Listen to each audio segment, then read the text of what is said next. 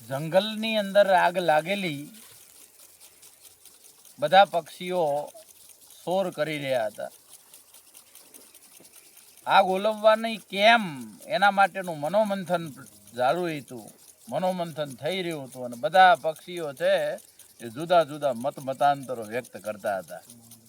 એવામાં નાનકડી ચકલી છે એ ઉડી અને થોડેક દૂર સરોવરનું પાણી છે એ પોતાની ચાંચમાં લઈ અને આવીને આગ ઓલવવાનો પ્રયત્ન કરતી હતી. આમ એક વાર બન્યું, બે વાર બન્યું, 3 વાર બન્યું અને બધાની નજર એ ચકલી ઉપર ગઈ.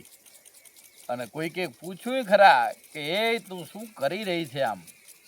પછી ચકલીએ કીધું તું કે હું જાણું છું કે મારો પ્રયાસ નાનકડો છે, હું જાણું છું કે મારું યોગદાન નાનકડું છે, પણ મારો પ્રયાસ મહત્વનો છે.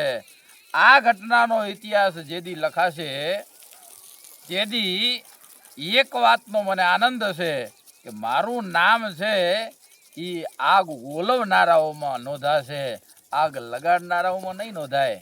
એમ સમાજની અંદર તમારી જે કંઈ પ્રવૃત્તિ છે એ સમાજ સેવા માટેની કે રાષ્ટ્ર નિર્માણ માટેની હોય, એ કેટલી મોટી છે મહત્વનું નથી, યોગદાન તમારું મોટું છે કે નાનું છે એ મહત્વનું નથી, પણ મહત્વનું એ છે કે સમાજ રચના માટેનો તમારો પ્રયત્ન છે એ કેવડો છે, સમાજ રચના માટેનો, નવનિર્માણ માટેનો તમારો પ્રયાસ છે એ પ્રયાસની નોંધ લેવામાં આવે છે.